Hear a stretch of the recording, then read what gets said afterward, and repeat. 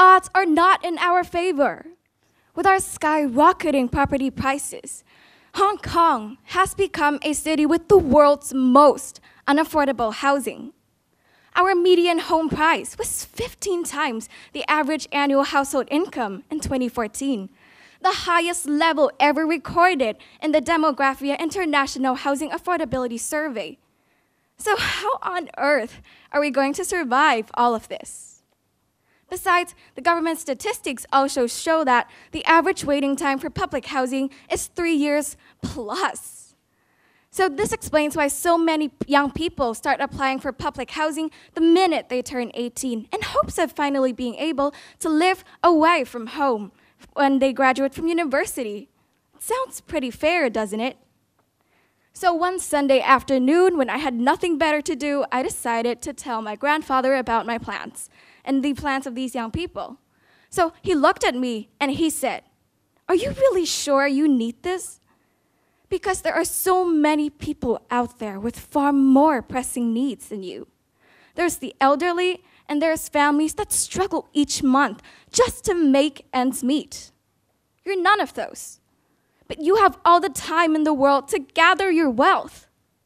So again, are you sure you really need this?" He really got me thinking. No, not really.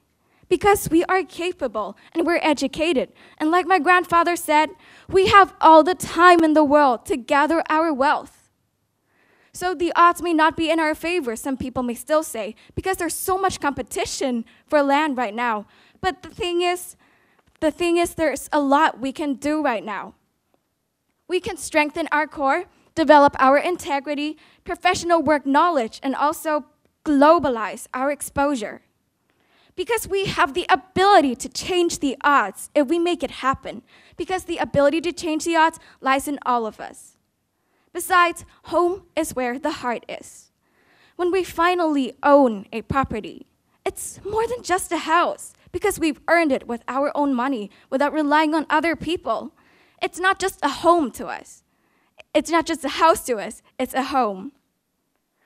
I am confident in our generation, and I'm confident in all of us here. I'm confident that we could persevere, because even if the odds are not in our favor, the odds are not in our favor just yet, we can persevere and we could do all of this. So even if the odds are not in our favor yet, they will be. Thank you.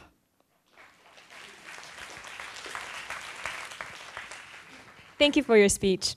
Mr. Hodgman will now ask you a question relating to your speech. The bell will ring right after the question has been asked, and you will have 1 minute to respond. Mr. Hodgman, please. The number of illegal subdivided flats is increasing. If someone from overseas were to ask, how is this possible in a city of Hong Kong's wealth, how would you answer?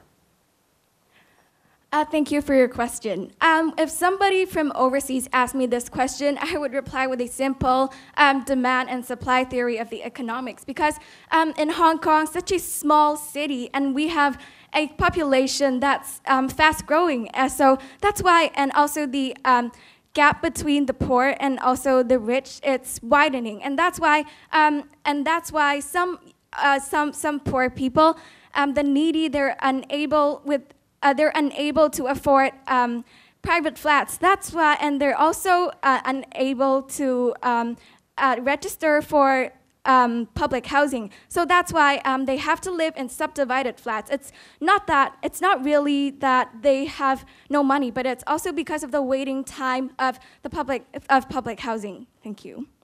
Thank you. A second question will now be asked by Mrs. Snow. Again, the bell will ring right after the question, and then you may respond. Mrs. Snow, please.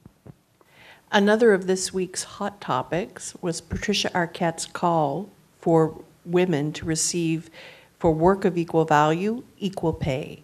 Do you think women are equal? And if not, why not? And if why they are, why? Thank you for your question. Now, a lot of places are actually striving for feminism right now. And in Hong Kong, we may have gender equality, but in many third world countries, in China even, there's still females still don't get paid enough because just look at our central government. Almost 90% of the seats are occupied by men, and women simply do not get the equal opportunity to be promoted to be a government official because in China, many people still believe in the male dominant theory, and that's why a lot of women, they actually lack the even if they're educated enough, some of them are still unable to secure a job because of this ideology. And yes, thank you.